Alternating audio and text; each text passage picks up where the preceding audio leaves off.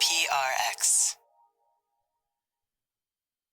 Friends beyond the binary, ladies and gentlemen, boys and girls, I had trouble saying something. It's time for the podcaster who says, geez, are you curious for me to go on meanders about curiosity? You say, I don't know. I'm curious what you're rambling about. Well, I'm here. If you ever have trouble falling asleep, if you're new, this podcast is here to keep you company and take your mind off of stuff because you deserve a good night's sleep. That's really what I'm here for. And I'm going to explain everything here in a little bit of the structure of the show, why I make the show. But the main reason is to be here to keep you company so that you could fall asleep. And the show is very, very different. It's out of the ordinary. It's not extraordinary. But I'm here to be your friend in the deep, dark night and keep you company. And I'm glad you're here.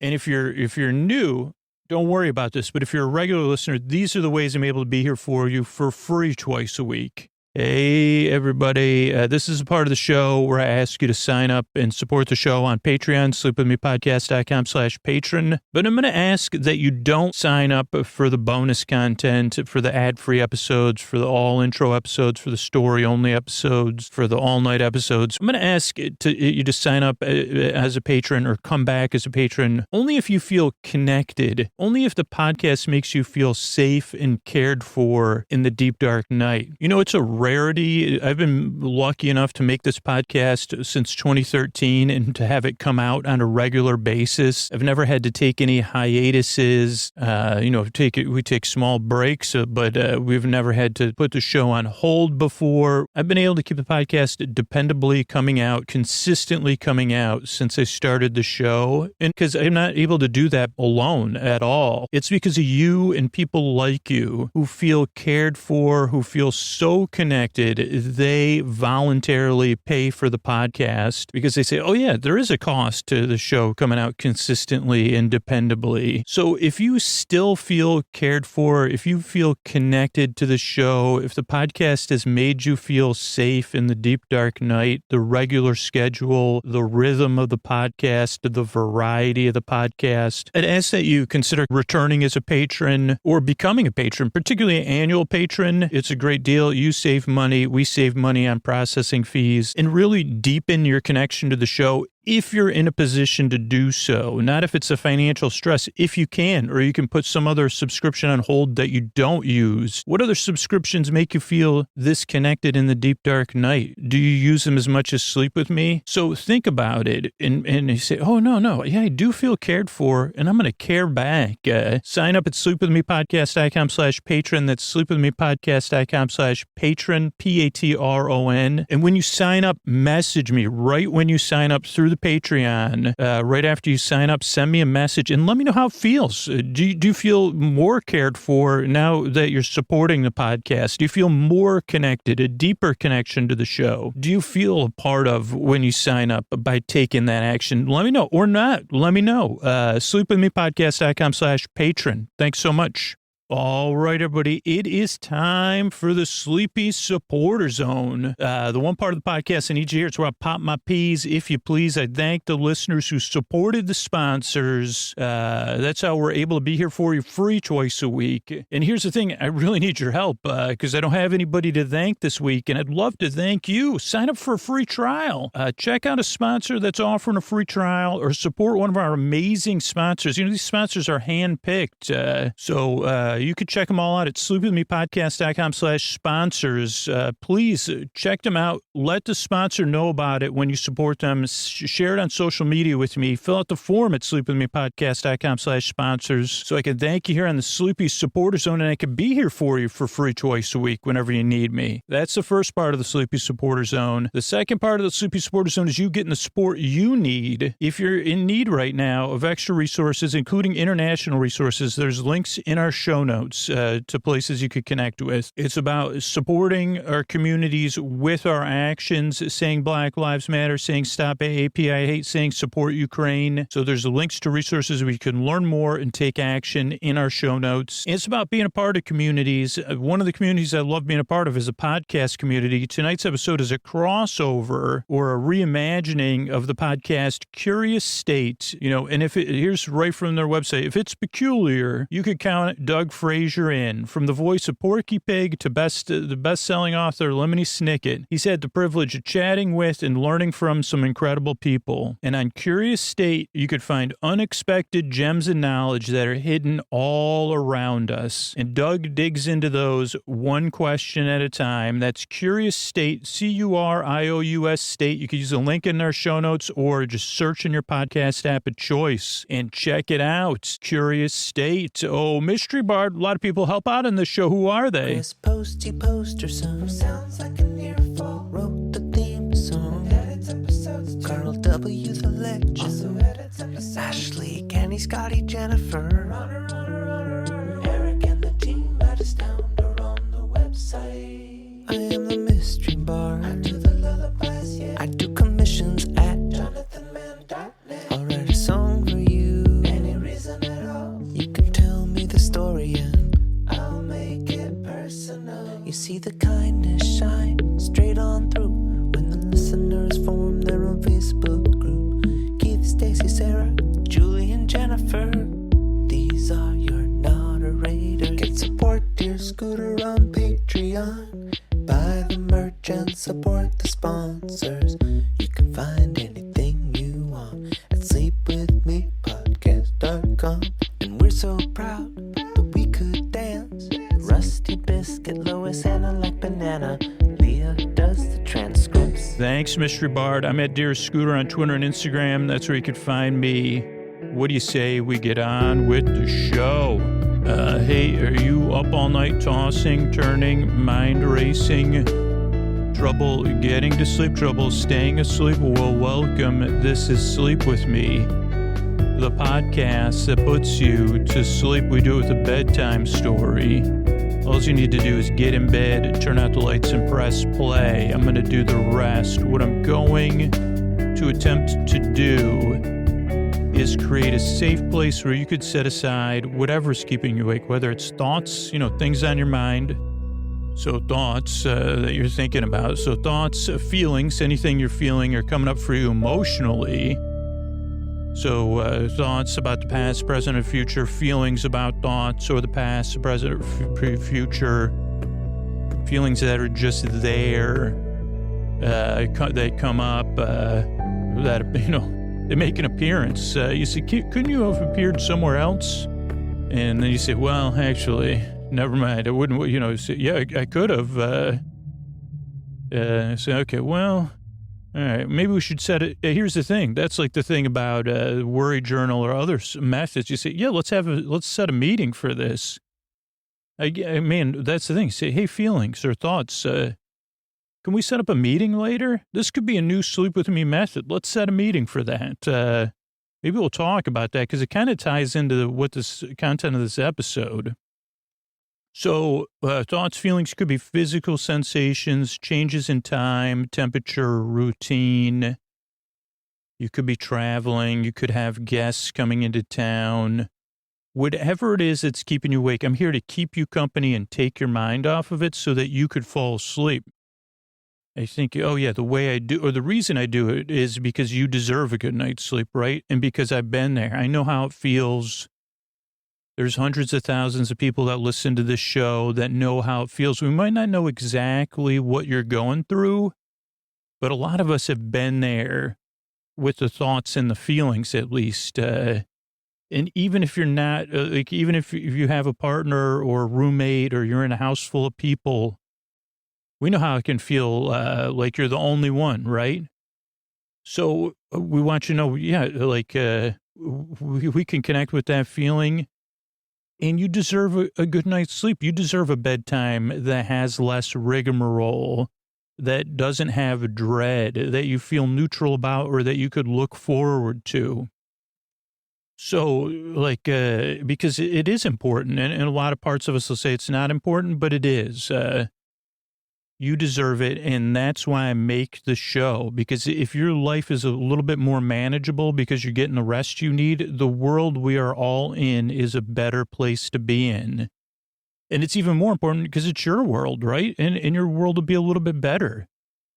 And I want that for you. I want that for everybody. So you deserve it. That's why I make the show.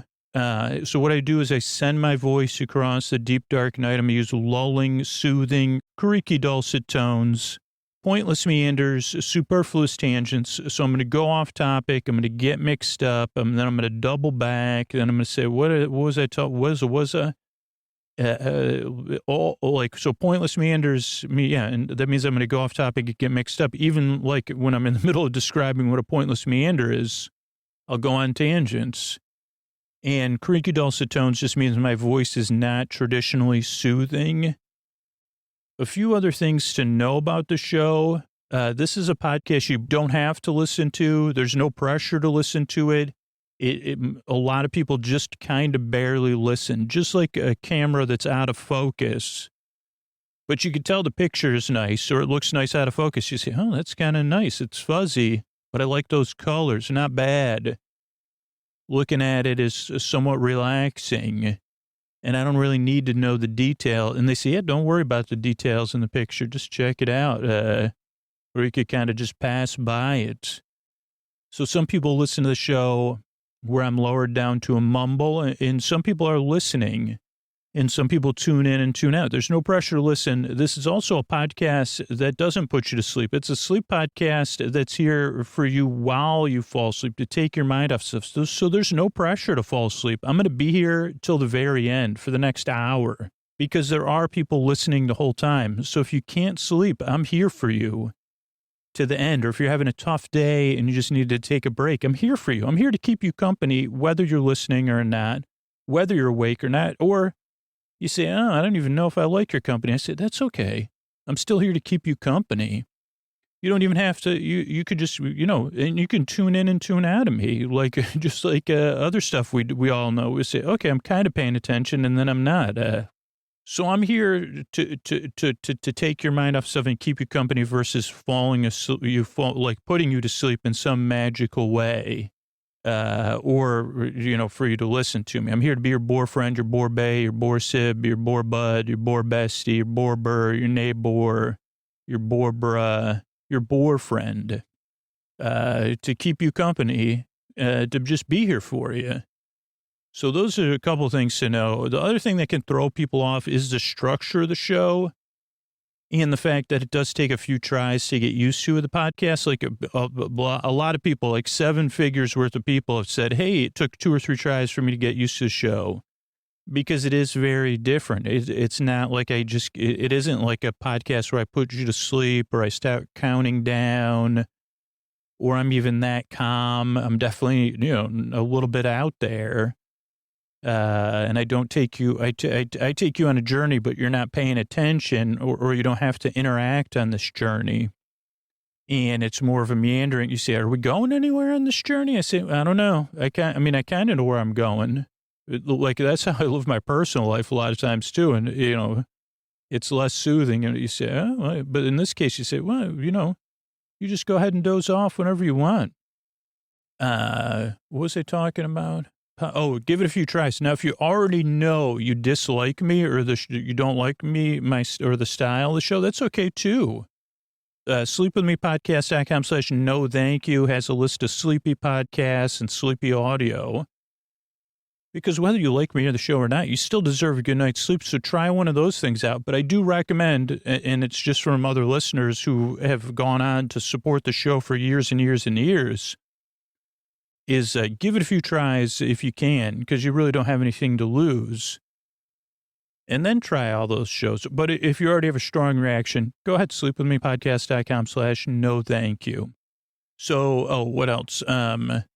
Structure the show really throws people off. Give it a few tries. Then the structure of the show also throws people off, but it's structured in a very specific way. If you're a regular listener, you kind of know the intro has a rhythm to it, but it's different every time. And I think that's important because for me, whatever keeps me awake at night, it adjusts. So nothing, if I have tried to listen to the same thing every single night, that part of me would adjust and say, oh, no. I know what's coming next. So let's talk about spreadsheets or whatever. So like I say, what is that sound? And I'd say, I don't hear it. Oh, you don't hear it? I can hear it. Did you get that done? And you say, get what done? So, yeah, so that's why the intro is different every time, but it is like about 12 or 15 minutes. Oh, but before the intro. So the show starts off with a greeting. Friends beyond the binary, ladies and gentlemen, boys and girls. And then I try to say something silly or something. So you feel seen and welcome in, and you say, okay, I kind of get, I could check that podcast out. It seems somewhat friendly. So that's the greeting. Then there's support. So the podcast can be free twice a week, come out on a regular basis, and be optional. You don't have to pay for it. So that's what the sponsor support and the listener support do. Then there's support for listeners and support for communities around the show. Then after that is the intro, which I was explaining is different every time, but it's also like 15 minutes or 12 or 10 minutes long. And the reason for the long intro is to ease you into bedtime, to give you some wind down. So for a regular listener, like 2% of regular listeners are skipping the intro. A few percentage of people are asleep. But for most regular listeners, they're doing some other activity, whether it's getting in bed, getting comfortable, doodling, knitting, getting ready for bed, foam rolling, or just chilling. Or maybe even like paging through something or looking at a magazine or reading a book or something. You could do you can multitask with sleep with me. That's fine. As part of your wind down routine, because the intro is meant to ease you into bedtime. Not so much, it could put you to sleep, but it doesn't need to put you to sleep. It's like a twilight period, interstitial or something. I don't know what the interstitial means, but maybe it's an interstitial. I don't know. Between being awake and going to sleep. And then there's support again. So the podcast can come out twice a week for free. And then it'll be a story. It's going to be a crossover episode with the podcast Curious State, which you could check out the original episode on that podcast in your podcast app of choice. And it'll be very much like a bedtime story. I'll go on some tangents and go off topic. And then there's thank yous at the end. So it's the structure of the show. And you heard why I make the show. And again, like one of the reasons I make the show is because all those thoughts and feelings do come up at bedtime for me. And I was like, hey, wait a second, could we schedule that? And that was part of another podcast crossover we did, Science of Happiness, where it's like, oh, let's do a worry journal a few hours before bed. But it's also funny because the reason I want to point out is because this is kind of talking a little bit about the history of the podcast, this interview I did with Doug on Curious State. But, you know, it was really hard for me to make the podcast because I have a big internal critic. And there was, like I said, well, why, like a podcast about people sleep? No one's going to want that. And what I had to do was schedule appointments with my critic because I kind of can't bring my critic into the podcast studio here or under the stairs, the climbing closet where I recorded. So what I have to do is like quiet things down, right? And so with the podcast, I said, okay, I said, let's not make that podcast, my critic said. And I said, well, let's just try. I want to try to make this podcast. And so I scheduled meetings with my critic, like after the second episode, the 7th or 8th episode, the 20th episode, and the 50th episode. And I think then the 150th episode. After that, I should have scheduled them more frequently versus, I think then it was like on a yearly basis, which I got to schedule one. And I'm glad we're talking about this. So, hey, critic, we'll have a meeting about this. But it did work. And then I said, like after the second episode, I said, okay, like critic, what do you think? And I said, well, I think we should stop the podcast. I said, okay, why? Well, it's not going good. Oh, you're right. We're just learning. We only made 2 yeah. But I think we're trying. Oh, okay. Yeah, I guess we could make it. Look, can we just make it until episode 8 and then we'll talk about it again? Okay, I guess so. in episode 8, it was kind of a similar conversation, but maybe like 2 people were listening or 3 people at that point. So I said, well, we got like 3 listeners that I know of. I listened 7 times, but there's 10 total listens. So, okay. So there's 3 mystery listeners. Are you sure they're not bots? Not sure about that, but, and then it was like, I don't think it was until like 7 or 8 months that I started getting like any kind of feedback. Maybe it was before that, but so the whole time I said, hey, it's going okay though. We're in it. And then my critic said, okay, yeah, I guess so. So I don't know if that'll help you at bedtime, before bedtime. You can't do it once you're in bed because then it's weird that those things kind of have their own, like it's like once you're lying down, I guess you got to be sitting up to deal with those parts of yourself or standing. Say, okay, let's talk about it. Let's have a meeting versus once you're prone. They seem to have their influence increases or something. So I don't know. I'm glad you're here. I'm glad I can keep you company and take your mind off of stuff and help you fall asleep. I work really hard. That's what I yearn and strive to do. I'm really glad you're here. If you're new, give it a few tries, see how it goes. Because I do really want to help you fall asleep. Thanks again for coming by. And here's a couple of ways I'm able to do it for you for free twice a week. All right, everybody, Scoots here, and this is a crossover episode with the podcast Curious State and my friend Doug that interviewed me. I don't know when Doug interviewed me now. It was the spring of a year. Was it no, I think it was the winter. I'd have to look back at my email, which I could do in a bit. And you heard me talk about Curious State. You could check it out in your podcast app of choice. But we've done this before, and we do it again. We'll do it again. It's a meandering. This was episode 12. Does this episode make you sleepy?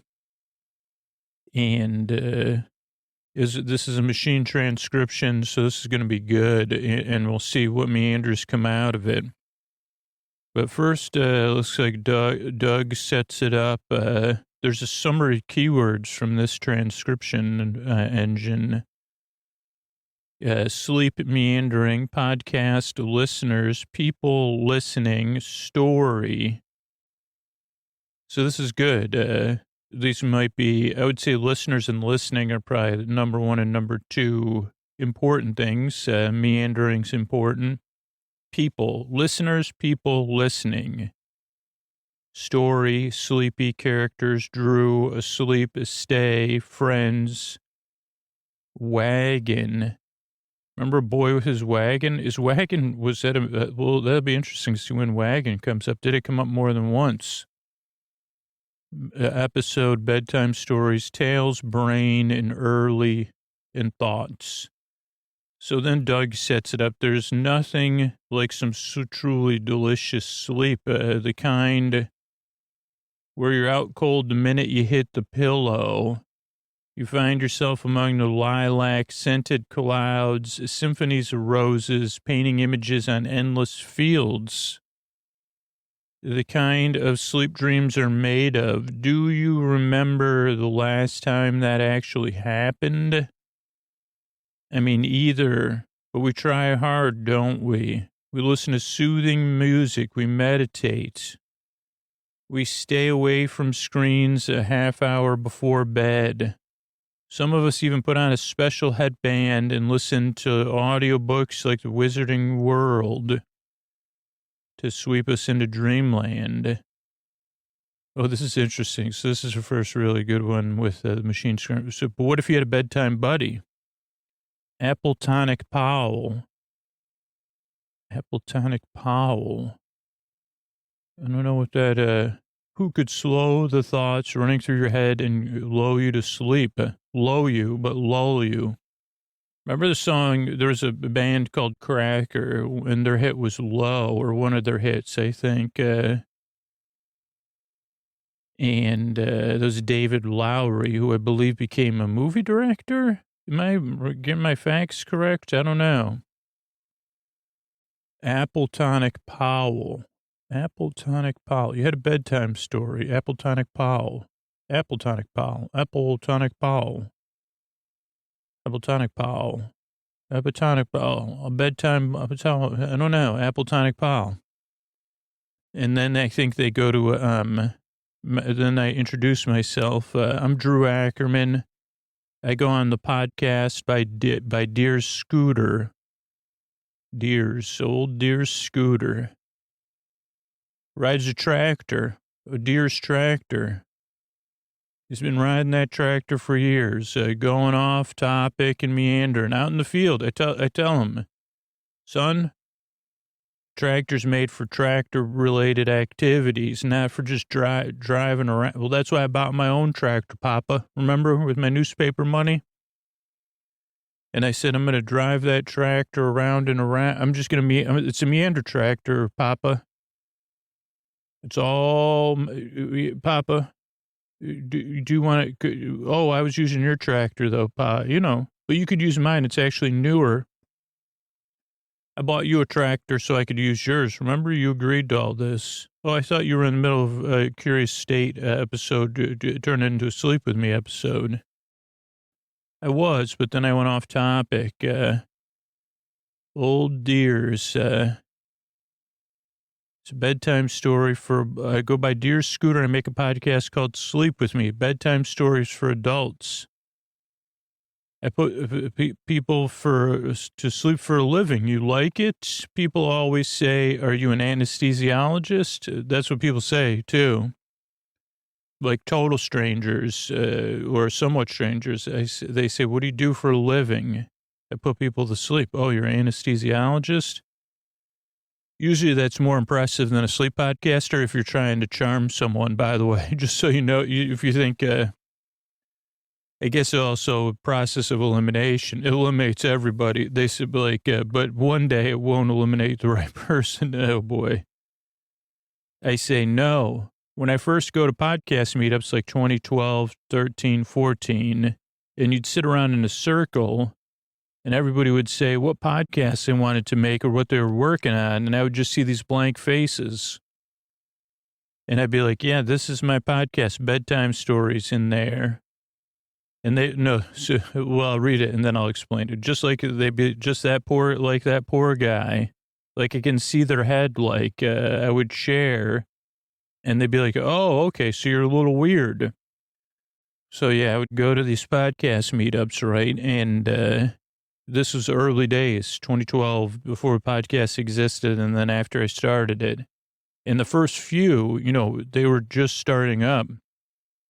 So everybody was a little nervous. And also, we all get like a competitive thing, like where are we on the social whatever hierarchy with strangers.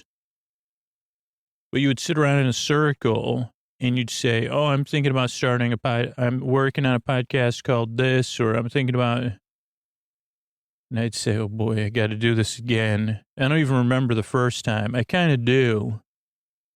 Maybe I just said, yeah, I'm working on, but I said, I make a podcast. It's like, but to put people to sleep. I'm sorry.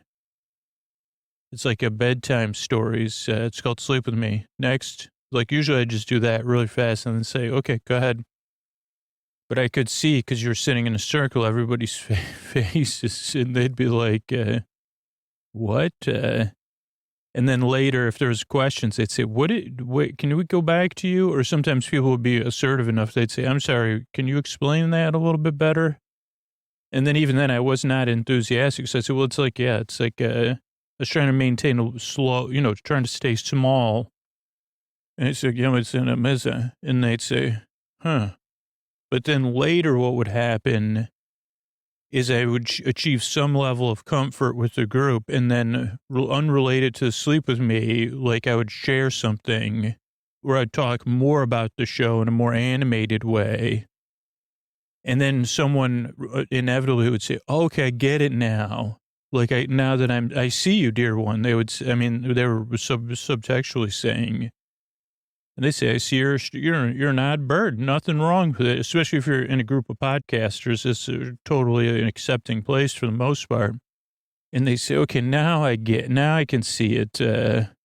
So it's funny, but like when I'm not being myself, or I'm being a dialed down hidden version of myself, people would be, but when I was a little bit relaxed, they'd say, okay, that makes perfect sense for you. So, okay. So then Doug says, little did they know the idea would softly, gently skyrocket in popularity. Today, Sleep With Me gets over 3 million downloads every month. It's still pretty much the same. It's over 100,000 people every night falling asleep to Drew's hypnotic voice and meandering tales. But how does he do it? What's the secret sauce to losing a football stadium's worth of people sleeping every night? I'm Doug Frazier, and this is Curious State, the art of a sleepy story, part 1, take the meandering road home. So, Drew, what do you think are some key elements that make a story sleepy? Thanks, Doug. Glad we're here together in my imagination. Doug and I have become good friends, so ideally there's some structure to it. If it's going really well, it's something that's just out of focus. So, like the person listening, they can kind of make out the details, but it's not so visceral or clear. And really, I mean, just like a good podcast or regular podcast, I think it needs to have something for the listener to connect to. Or just hang on, in my case, like hang their thoughts on, like they're taking off their work jacket. This is kind of, what's that, friend to be your neighbor. Who was that guy? Seminal figure, Oscar, I think Tom Hanks won it. This is where my mind, Fred Neighbors, that was his name. Good Neighbor Show. Mr. Friendly? No. How can I not remember? Mr. Rogers. Fred Neighbors, not his name. Fred Rogers was his name. One of my heroes. But yeah, this is just my brain working or not working. Okay, take off their work jacket. So see how that's an archetypal thing that Fred Rogers did. So whether it's a character or details or something immersive or something happening, but it has to misdirect their attention. Say, hey, I'm going to listen to this strange person talk to me while I'm vulnerable and in bed. It put embed, like embed code, and see how it goes instead of thinking about whatever it is that's keeping me awake. But pretty good transcription. For listeners, it could be anything like last year we did a few where I would read through toy catalogs and kind of riff on the toy catalogs. 24-hour repeat musical alarm features Pac-Man characters, electric sound effects, play with progressive levels of difficulty, automatically records the highest score. Was $44.95. Maybe this is a clip from the show. Now $90.95. Roulette game. Watch $90.95. So people love that. And then other people, if you put one of those out again, they say, I'll never listen again. That's true. Every day. So it's like finding a variety for listeners to just keep going and keep taking small risks. But then for me as a creator, and it's really tough to explain this, but I only need it to happen like once every 12 to 16 months, where I sit down and record something and I'm not sure how it's going to turn out. And then it turns out really, really well. I think, and probably I talked about this, maybe I'll talk about it coming up of the username generator is my standard. But I know there's been other episodes. And honestly, now I'm finding the reverse true. This is Drew speaking outside a curious state, but expounding on it. I've been, listening to episodes like a few months before they come out. And there's been now it's like every 4 months, because I'm recording further out, where I'll record episode, 3 months will pass, and I'll listen to the episode. And I'm really proud of it, where I'm like, wow, and I think that's nice to have some distance from it. And it'd be like, and I can think of, there's the one dog, cat, llama roommate. I'm very proud of that episode. And there was a series of episodes like that, like a beanstalk one. And then more recently for me, but probably not more, maybe more recently for you, Fast and the Furious, and what is that other one? I don't know. This is gone from the Teapot and Flannel, as well as like the Lasso episodes. I don't know. So now I'm having a different experience where it doesn't happen in the spark of creation. It's like afterwards, they say, wow, like you did really good at that. And I think it's also because I have a separation between the creative side and the production side. So when I'm listening, I'm not listening so much as the writer, voiceover person, as the producer, and saying to the voiceover and the writer, because usually these would be separate positions in a podcast. But not Curious State. Doug does like a lot of podcasts are like one person doing all these different roles. But whereas a producer, which is different than a producer on a TV show or a movie, it's a little bit different. It's more of like a hands-on position, like an editor. Just a word, but I say, wow, you did. I really liked that. More like a television segment like a producer who's doing segments, or news producer, even though it's not journalism. You say there's more of a immediacy to the feedback. I like those choices you made. Oh no, here it comes. I'm not sure how it's going to turn out. In the episodes where Drew goes in blind, Doug says, something strange happens. He gets swept up in the story and forgets himself. He becomes one with the narrative, a vehicle for possibility. Oh, thank you, Doug. That's very kind of you to say. Like the time he told the story from the perspective of a sentient user generator named Jenny. So this is where also voiceover, this is my producer brain talking about Curious State. This is like a benefit of this style of interview podcast is maybe there was a gap in my answer to Doug's questions. And so Doug was able to use like a voiceover here, or at least as I'm seeing it in the transcript, to fill in the gap in clarity in my answer possibly, and in a way that benefits the listener. Now we're totally in a meta zone here, but because I was thinking that it must be exhausting to have to deal with it every day. I'm thinking of the username generator, Jenny. And so I was like, let's do an interview and sit down with the username generator. Again, it would be exhausting because so many people would be writing these inappropriate usernames and thinking they're funny. And it went in a direction I didn't expect, and it just stayed lulling and stuff. And for me, it's like being surprised by the process, because it is such a process-based thing that I forget about all the time. That was me adding that part on the end. But episodes of Sleep With Me, this is Doug, episodes of Sleep With Me range in topics, toy catalogs, fiction, recipes. The wealth of imagination runs deep no matter the subject. Each episode is structured around a beginning, middle, and end. Between two pieces of nighttime narrative bread is tasty, sleepy stuff, the meandering. Okay, and this, I think, is a clip. Ladies and gentlemen, boys and girls, friends beyond the binary. It's time for the podcaster who says, I'm going to wash those thoughts right out of your hair. If I didn't, I wonder what you do say. What's up with that? What's up with the scale here? Lenny, things about your shahar. Your schedule is supposed to go with that washing the hair stuff, and I don't have the best hair anyway. So tonight only, Hashawoo. It feels good to have no spoon bubbles up there. It is good. Believe me, the bubbles are on the inside and the outside. And then Doug says, what does that meandering have in telling a sleepy story? And I say, so I call them meander points, which kind of sounds a bit like me underpants. I can't believe you left that in there. That's funny. Meander points, meander pants. I love that. It does. Meander points, me underpants. But meander points is like, for me, it's the story. What do you like what are you wearing to the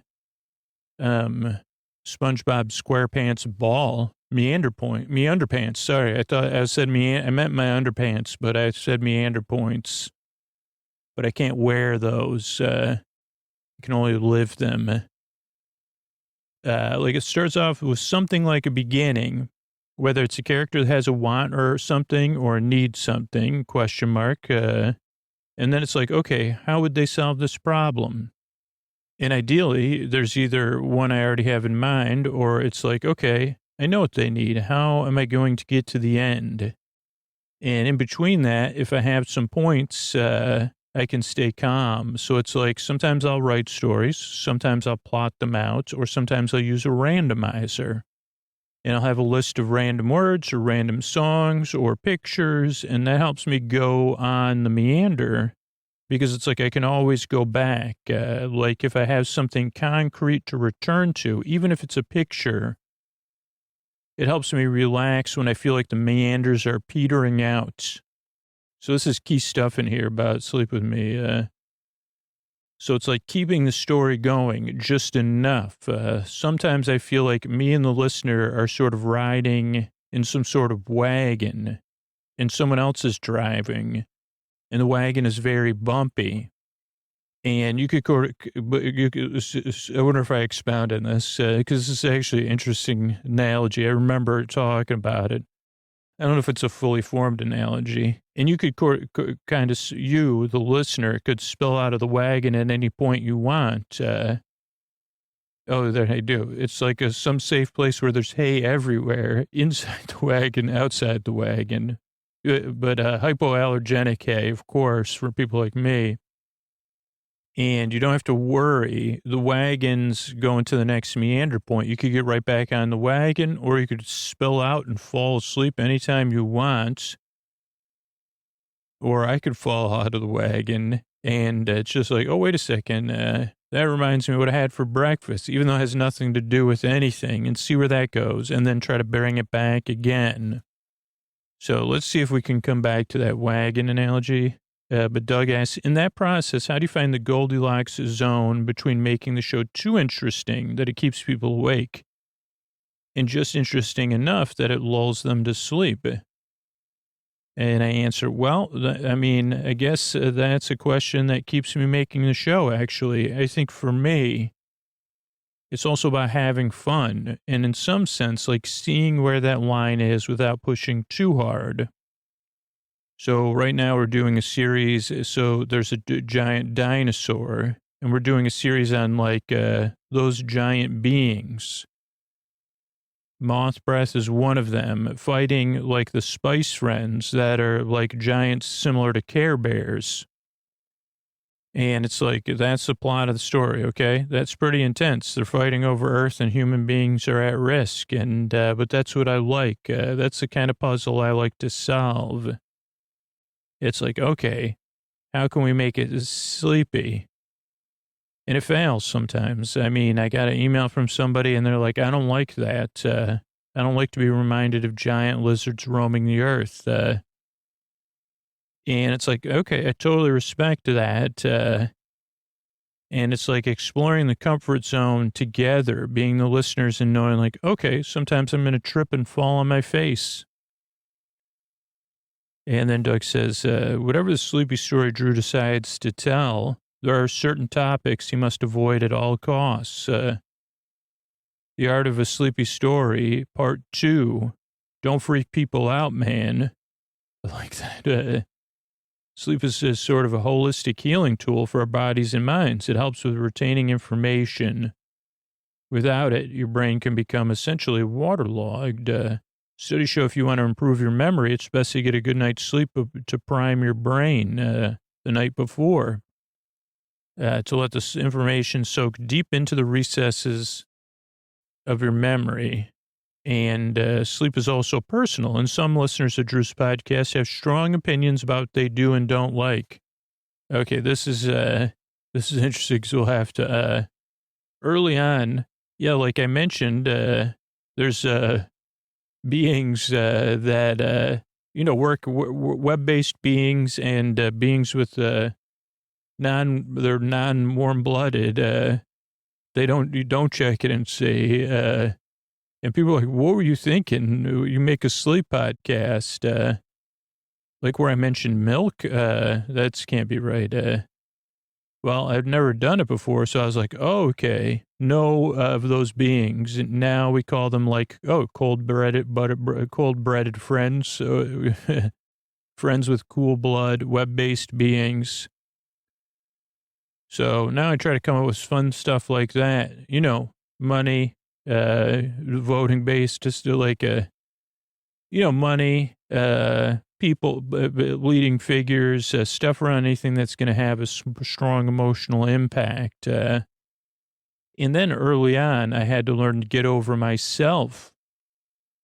Like when I was first doing the show, I was a bit more self-deprecating in a way that was unkind. And early people would be like, well, that's not what I tuned into a podcast to hear. Someone making fun of themselves, not being nice to themselves. And another one is not pointing out the fact that people can't sleep. Because early on it was like, hey, maybe nobody's listening. And people emailed me, 2 different listeners, and they said, you know what? I thought we had made an arrangement where you could keep me company in the deep, dark night. And then you violated our arrangement and pointed out I was all alone. And I couldn't sleep, and it really hurt my feelings. And that was such a powerful thing to do. I mean, I didn't even know if this podcast would exist without that early feedback where it's like, okay, I had to keep that in mind. And always that people are in a fragile state. And some people have a form of insomnia, where they're not going to fall asleep and they're listening for a form of companionship or distraction. So I do want to comment on this a little bit. It's like, we got this, like a lot of this early when the podcast was developing as my hobby. It was like, and there was like a smaller audience pool, right? I, like feedback about, hey, don't talk about web-based beings directly. Or these different things, the relationship, I don't know, there's a more immediacy of, okay, let's alter this. And now I have to that was when there was feedback was more rare and it was pretty level for the most part.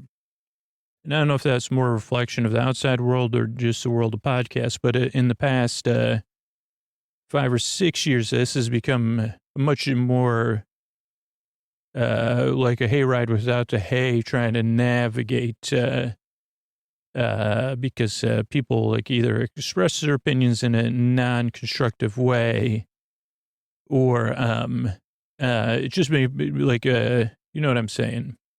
So it's like it's a little bit different now, where it's become much more time-consuming to parse through stuff. And to get an idea, okay, this person is more having a rough day, and I'm the person, I was the last person they're going to talk to that day.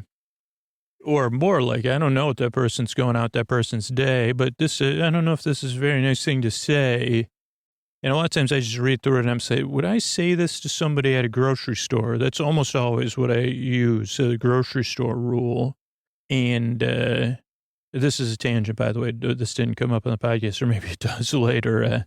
But you do use that grocery store rule because it's like, okay, if I read a piece of feedback and I wouldn't say it to someone out loud that I don't know at a grocery store, at this point, I don't really, I can't, that's like my parse. And then I'd say, okay, I think I would, or I'm not sure, then I probably would parse it. But if it's a no, or no, I wouldn't be comfortable saying that.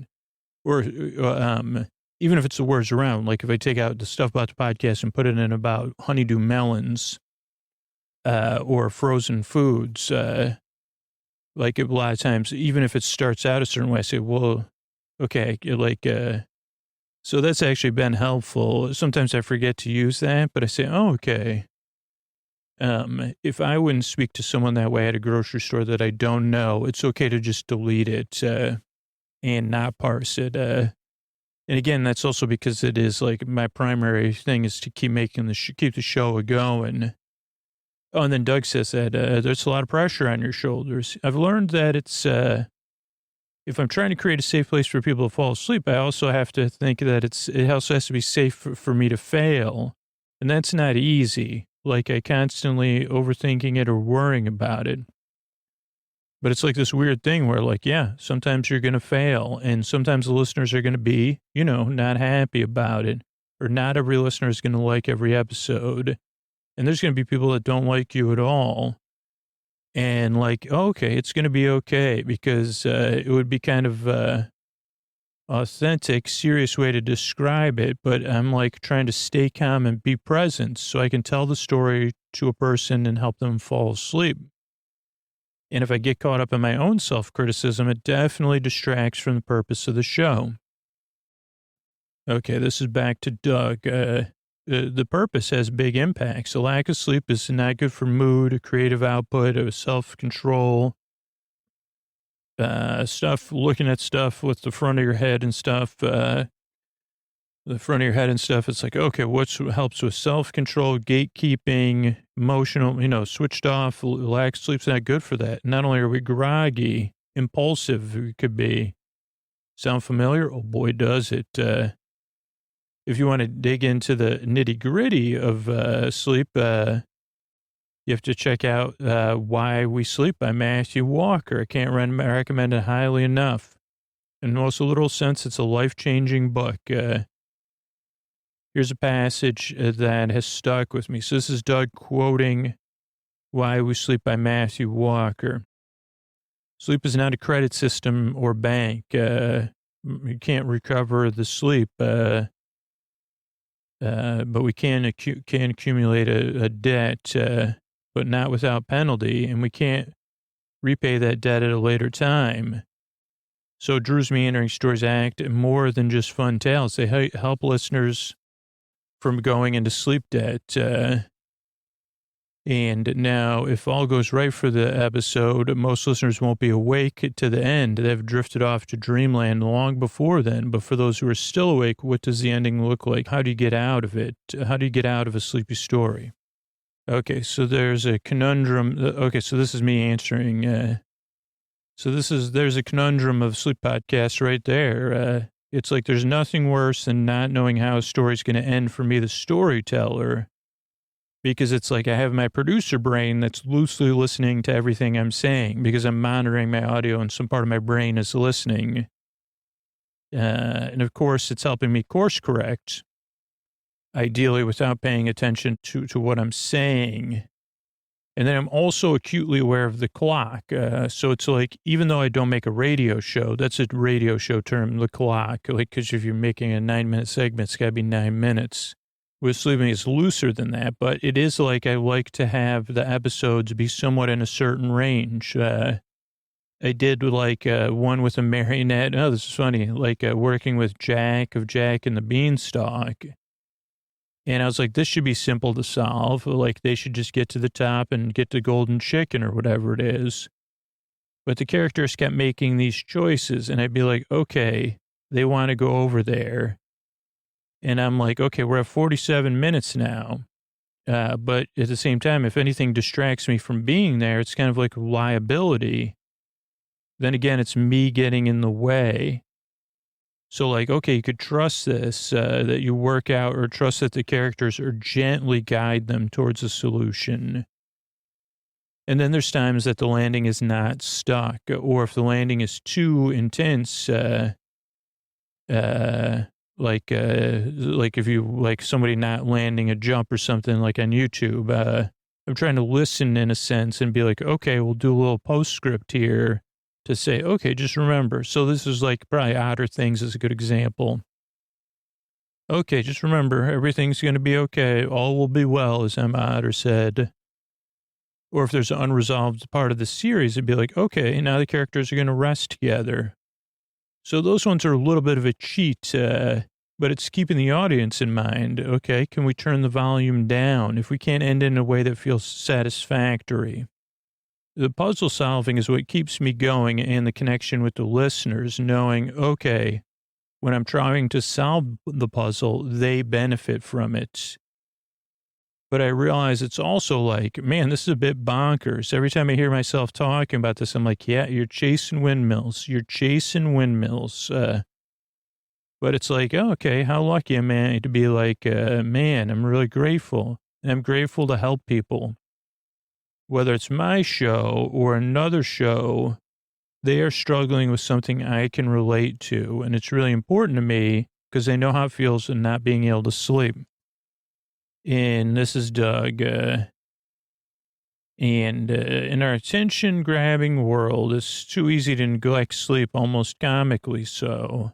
After all, we have better things to do. We barter a good night's sleep for a few more episodes of a TV show, a couple more hours of scrolling, until we find ourselves in a new normal one where we're endlessly tired and make endless plans to change it. We make a bad habit of good intentions. Listening to Sleep With Me made me appreciate a different, quieter kind of experience, lovable meandering. It becomes a space you can sink your mind into and just be like the calming voice in the dark, blowing hush bubbles, whispering sweet cotton candy secrets, and letting your thoughts fade into transparent rice paper like dream, awaiting its friend's arrival.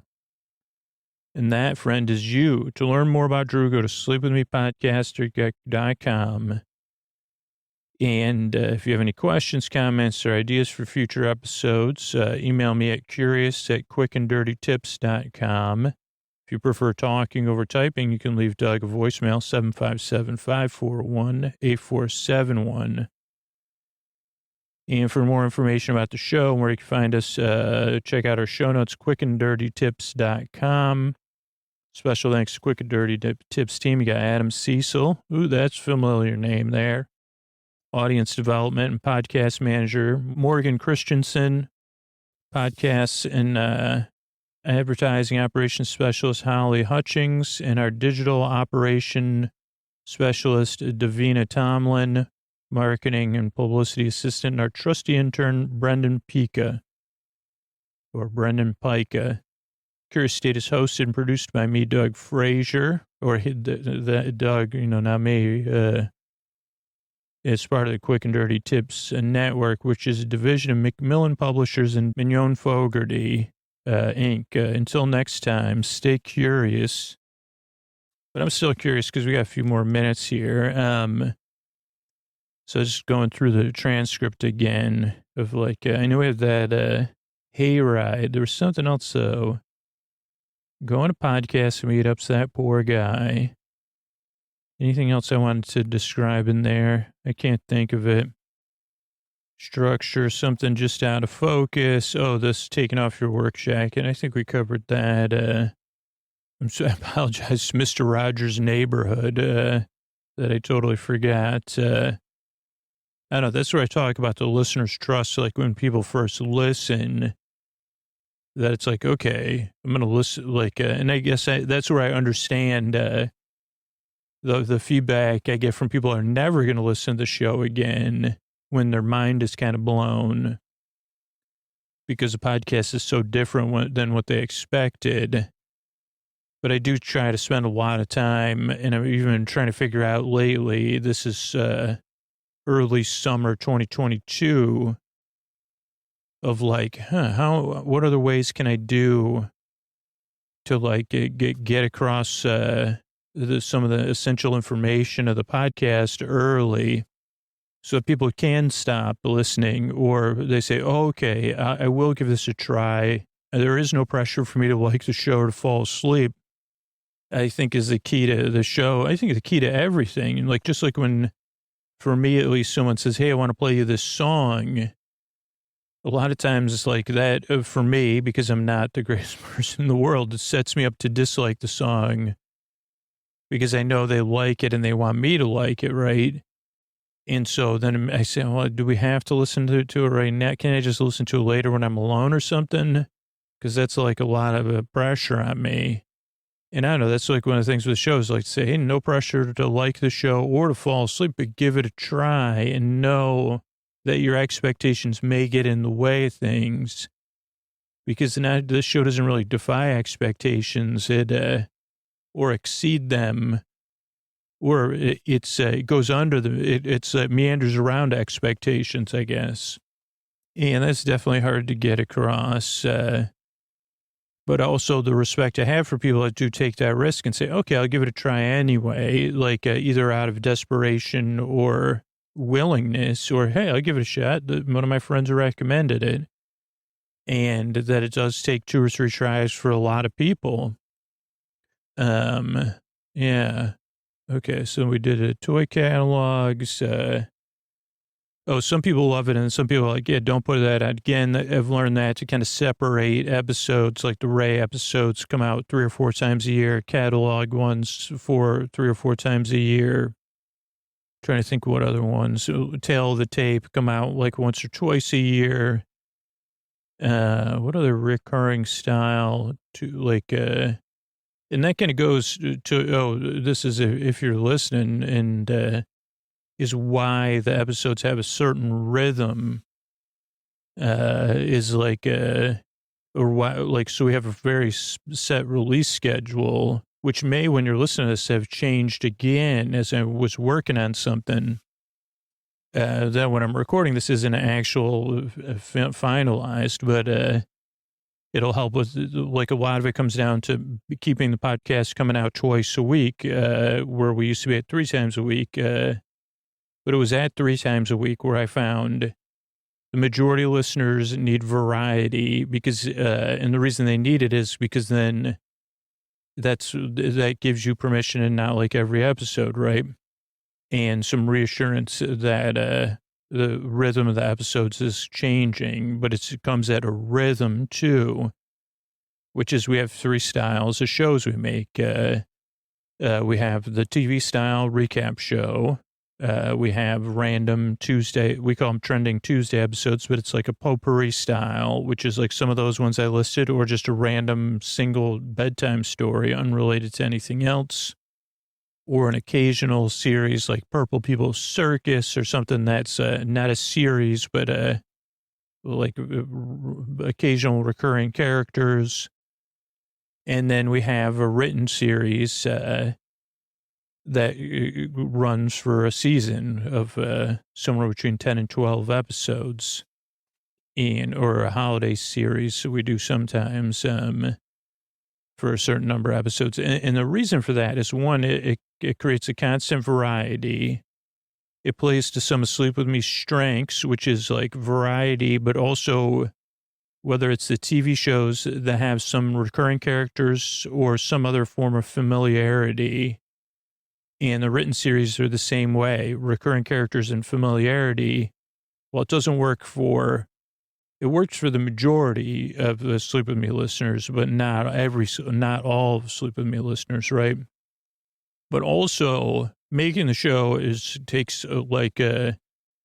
it's a big investment, and like making just one kind of episode just wouldn't be possible long term for me. I guess if like I did, like the podcast became part of another company and there was then to say, okay, like, I'm only responsible to make 12 episodes a year. That would be different if other teams were like, we'll make 12 episodes a year, or whatever. But for me, that I'm responsible for most of the episodes every year, it means I need to draw from 3 different wells of creativity. But at the same time, those wells support one of the other.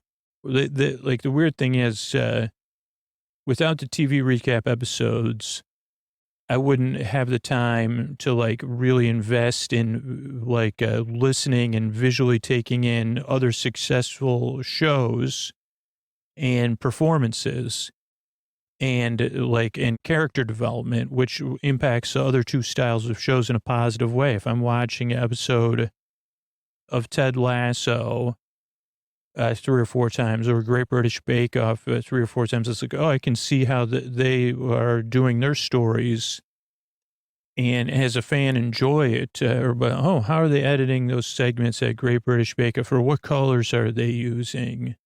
And that that supports the success of the other 2 styles of shows.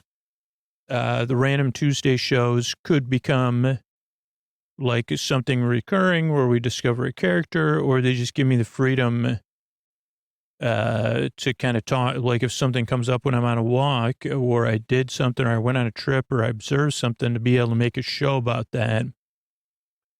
And while those shows take the least amount of preparation, like those are the kind of shows I'm always preparing for. I have lists everywhere. But when it comes down to it, it's like, oh, okay, what's a recording schedule look like this week? Okay, well, we need a Tuesday style episode. We don't have, should we pick something from the listers or something else you want to make? I don't know. Okay, well, we'll wait till the day before then and decide. It could be like that. And then the written episodes, again, writing supports other storytelling you hear in the other episodes.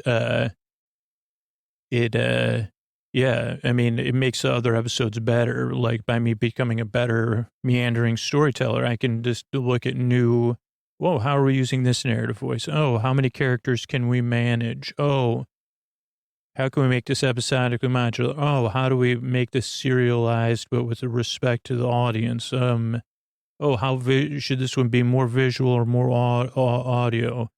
How structured are the characters versus letting the listeners structure and create the characters? What are their relationships like? What do they want? Where are they going? I don't know. And then just seeing, especially when you stick with something like for 10 to 12 episodes, you have to go like to make 10 or 12 episodes. Means there's going to be a lot of ups and downs in the writing and creation process. But also lets me see what's missing when I'm listening to them. I say, wait a second, this episode, these were more intellectual. I need something a little more emotional. So then it informs the next thing I make, whether it's whatever style episode. And when I say like we could be doing something next, like I am working on something, because again, I'm saying if Sleep With Me remains an independent podcast, how do I keep doing that into the future? Both trying to find ways to support the show, but also creatively keep it going.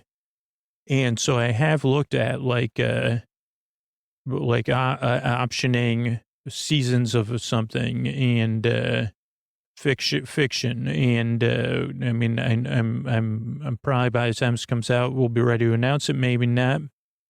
So I won't say the name of the show, but we're pretty far along with optioning 3 seasons of a fiction podcast that then I would be able to release. So we'd have a 4-show rhythm.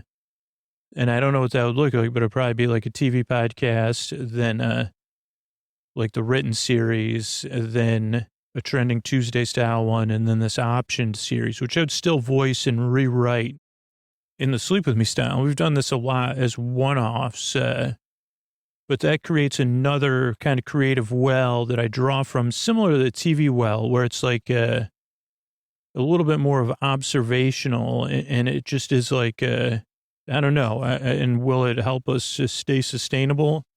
I don't know. I mean, a lot of that comes also down to the listeners, because it's like that does come with a much higher cost, because when I do it myself, again, like I can make those costs like there isn't a cost, but that's the other thing about staying the show sustainable, why we cut back to 3 episodes and why we're trying to explore. It's like, okay, is there listener support who's people support the sponsors or support the show on Patreon to be able to pay for this option of another show?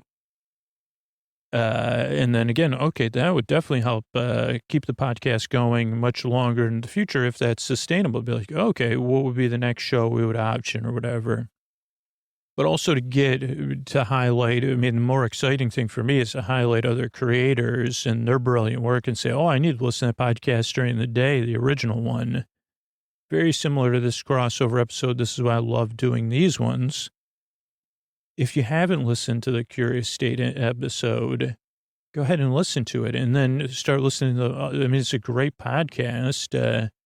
You're already in a curious state if you're listening to Sleep With Me, but so you can listen to my interview and then subscribe to the show. Doug's just a wonderful, wonderful person. Really, he is someone like, it's not he lives in that curious state. So it's funny that that's the name of the show. Or I'm laughing because that's like when I think of Doug, I say, okay, that's somebody that's in the curious state. He's curious about like subjects and people and stuff. So check out Curious State. And thanks so much for listening to the show. I really appreciate it. Good night. All right. I want to thank everybody that became a patron recently. I want to thank Suze, Jennifer, and Joni. Thank you. Thanks, and good night. Gwen, David, and Lois. Thank you. Thanks, and good night. Rich, Julie, and Gail. Thank you. Thanks, and good night. Colin, Arthur, and Cindy. Thank you. Thanks, and good night. Lisa, Jennifer, and GR. Thank you. Thanks, and good night. Bonnie, Hillary, and Cody. Thank you. Thanks, and good night. Lori, Emily, and Aiden. Thanks, and good night. Milena, Juliet, and W. Thank you. Thanks, and good night. Mackenzie, Heather, and Mo. Thank you. Thanks, and good night. And Peter, Kevin, and Andreas. Thank you. Thanks, and good night.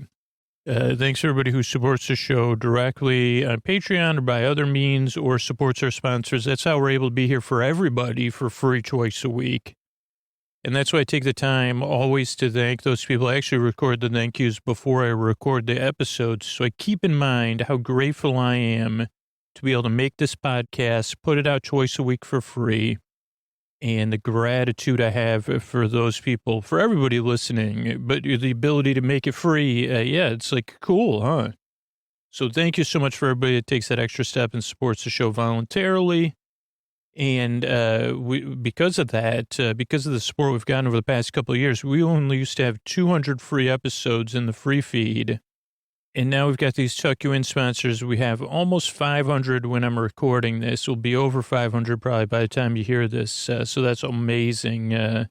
So thanks so much for supporting the show or spreading the word about the show or just listening or checking the podcast out. Thanks and good night. And yeah, by the way, there's like 497 as of this moment episodes you could listen to right after this or make a playlist, you know. So thanks and good night. Hey everybody, this is Scoots. As we tuck you in tonight, just remember shows here. If you ever want if you don't want to listen to these thank yous that we just finished, or these tuck you in sponsors, you can always support the show directly on Patreon. You get 2 ad-free episodes a week. You're also a part of the show. You're part of what keeps it going and free for everybody else. So I really appreciate that help, and couldn't do without all of you. And yeah, thanks so much.